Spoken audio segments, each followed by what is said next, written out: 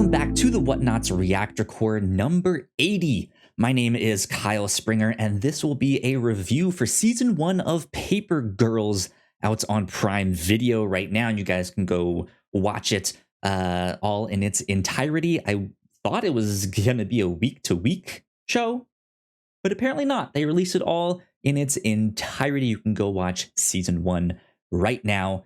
But this is going to be my review for the 8-episode series that came out. And so, yeah, what did I think of Paper Girls Season 1? I have to say it was okay. Didn't wow me like I was hoping it to. Paper Girls is based off of one of my favorite comic books by one of my favorite creators. So I had big expectations when they announced it. Unfortunately, not much of a marketing cycle for the show. They only released like their first and only trailer like a month ago, as well as the release date like a month ago. But the trailer was good. I liked it. I enjoyed it. So I had some hope. I have already done a reaction to the first episode of Paper Girls here on the channel, as well as a review for the first 4 episodes. But this will be one for it in its entirety. But yeah, I thought the show was okay. I think there's a number of things that fell flat, but I think there's also a lot to love about this show. I think the characters, the 4 main characters, the Paper Girls themselves, are a strength of the show. The casting is fantastic. The drama that they bring to the show is great. I think the themes of confronting yourself, this is a time travel show after all, of confronting yourself and dealing with the choices that your future self has made, whether you agree with them or not, or are appalled by them, disappointed in them. Having to deal with all of that, I think, is a strength of the show. That's where it really shines. However, it's kind of some of the sci-fi aspects of the show where I think it falls flat. Not all of it really stands up. Not all of it really. It's par for the course, I think, but nothing is really stellar. Nothing really stands out, which is unfortunate because as a fan of the comic book, I know that it goes to some really wonderfully bizarre and wild places that I hope this show gets to eventually in further seasons down the road. Of course, as of right now, there is no confirmation for a season 2. However, I think there might be one. At least the show ended up in a place that it implies that, hey, we have plans for a season 2. But yeah, I think it's the sci-fi stuff that really didn't hit. The Old Watch, which I realized that I was calling them the Old Guard on my previous review of the first 4. I know they kind of call them the Old Guard in there briefly, but their name is the Old Watch. They are kind of doing this war on time travel, trying to keep the timeline exactly how it was. And I think their outfits that they're in are just kind of lackluster. They're in that like reflective white neon material. I'm not sure what it's called. And for a show that starts out in the late 1980s, that seems weird, right? It seems like they are out of place, as it should. But for the show in general, that's a time travel show that hops from the 1980s to 2019 to 1999, all of that stuff. It really doesn't feel all that out of place to have a reflective material on a jumpsuit, on a trench coat. And their outfits underneath that just feel like some slightly near future workout attire. It feels like they're in yoga pants and some kind of weird shirt vest jacket thing. ultimately, I don't think it was enough. I think it was an idea that they could have pushed further to really make them more anachronistic. In the comics, their outfits look a little more like armor, like a suit that a knight would wear, and that makes them feel really out of place no matter what time period they're in. Even if they go back in time to when knights were a thing, right? It's a futuristic version of that does not fit in with the rest. Not that they go to that time period because I don't think they do, but I feel like they could have pushed some of that sci-fi aspect more. I felt like some of the effects, the CGI was just uh, not great. It was serviceable. It was fine. But again, not enough. In the comics, the old guard's weapons, when they shoot something and it explodes or it sparks, it pixelates, which sure might not play very well in a live action adaptation of a comic book, but I think something like that is the kind of thing you need to make them feel that much more bizarre, that much more like you're not from here. What is happening? You're strange. You're bizarre. Um, so they probably could have done a little bit more on that. Um, but I think the show does a good job of mimicking the comics of what they look like, what they feel like. I think that's another strength of the show.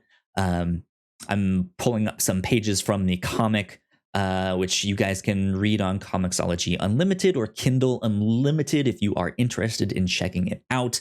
Of course, you could also go to your local comic book store and ask if they have that. But here you go. Here are some of the pages of what it looks like.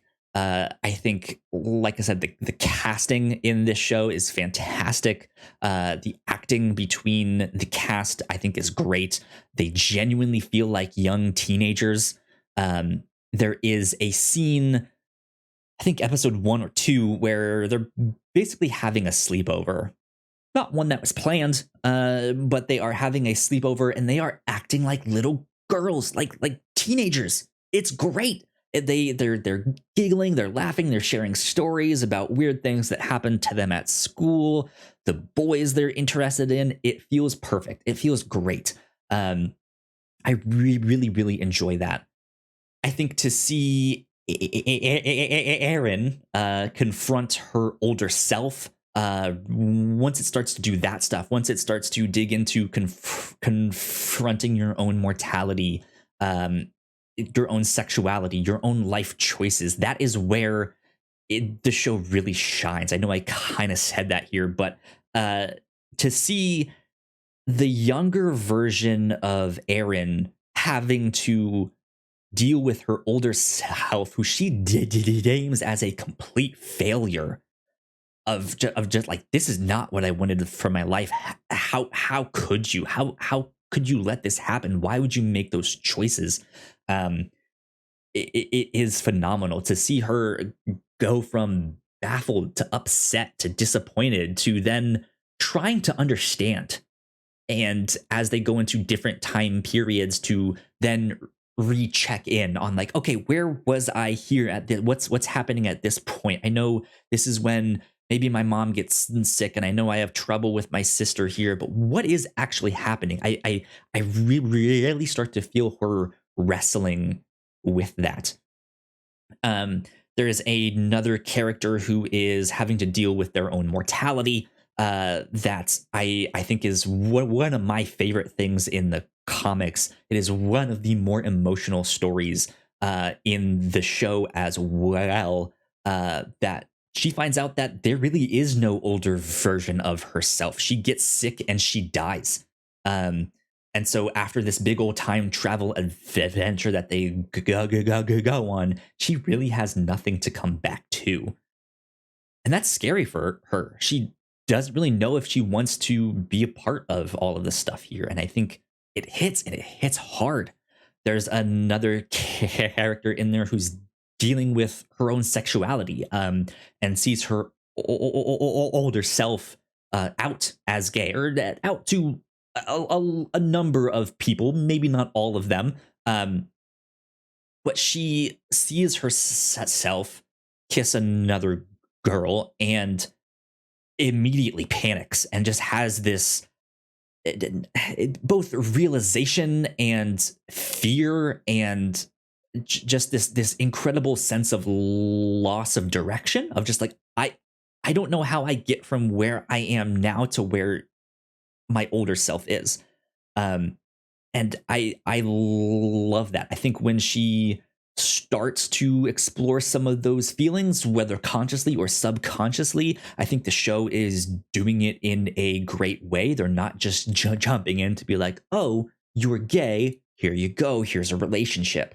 It's more, oh, let me start to explore this stuff. What happens if I start to open up a little bit more to someone I'm interested in? Or if someone I'm interested in opens up to me, does that mean there's a connection there? Do I need to explore that?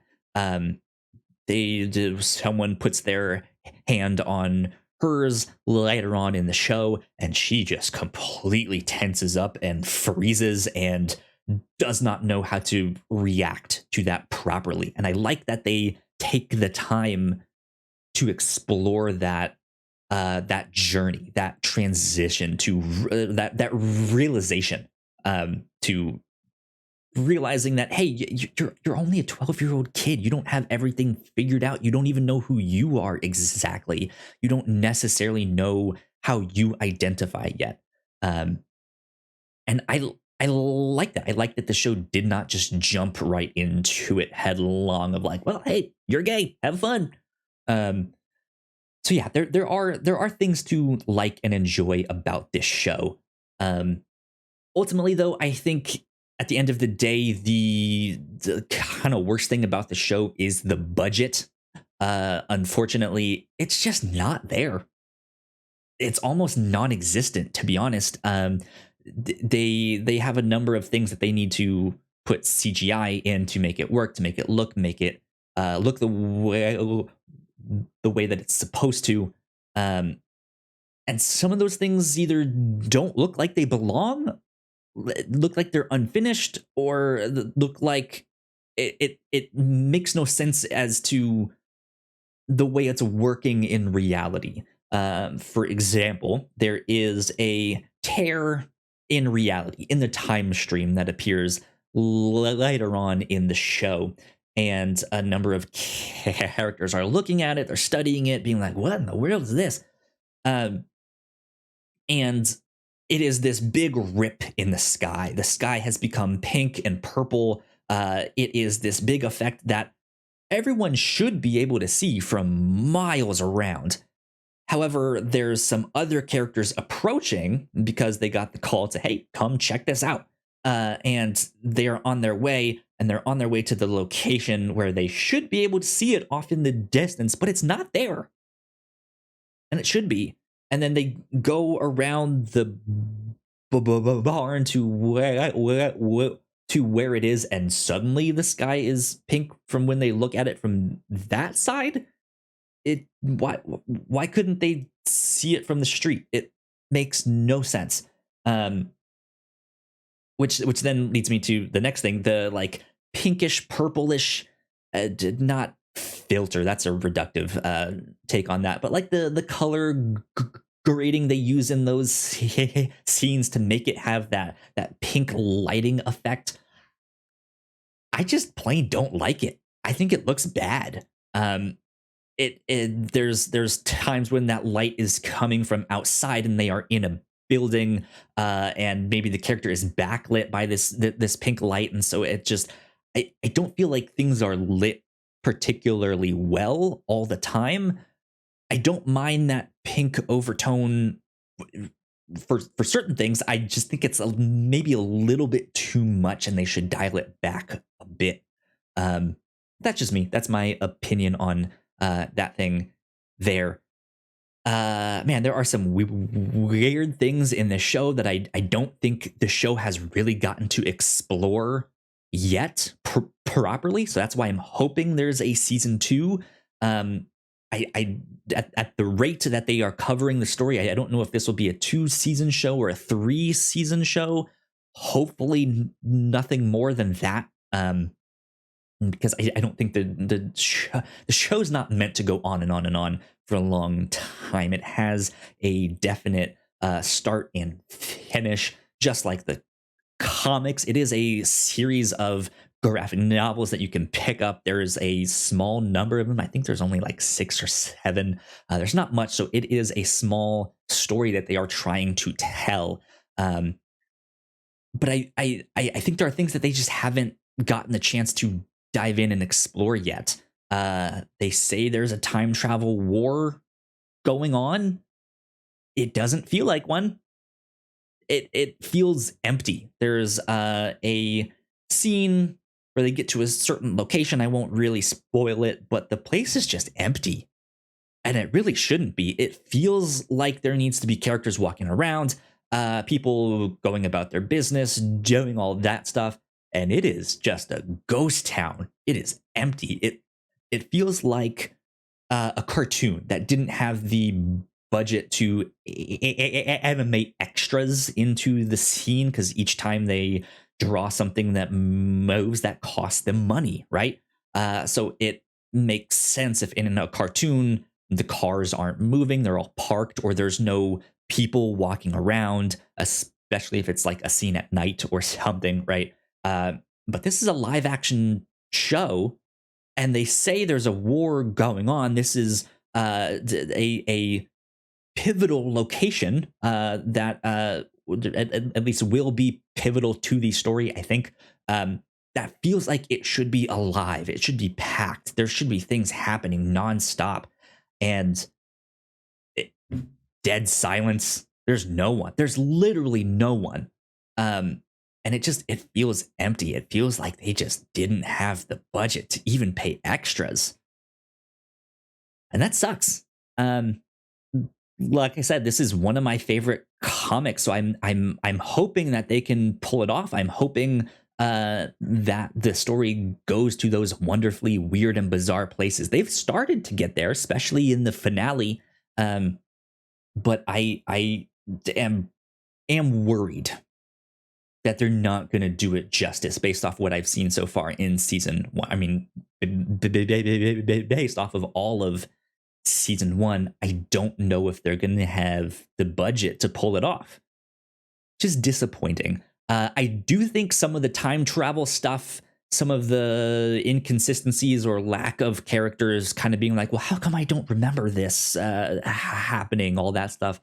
I think it does kind of finally come back around by the end of season 1. It starts to make a little bit more sense.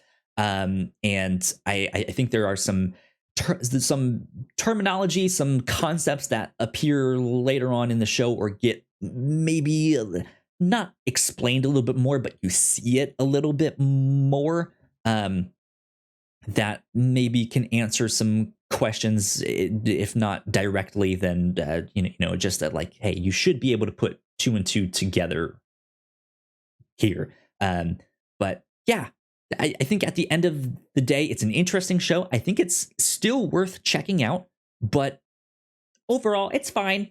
It's okay. I hope it improves. I hope season 1 does well enough that they give it a bigger budget for season 2, because that would be a big win for the show. But if nothing else, check it out for the casting. Check it out for the way these girls are just teenagers caught up in this time travel adventure.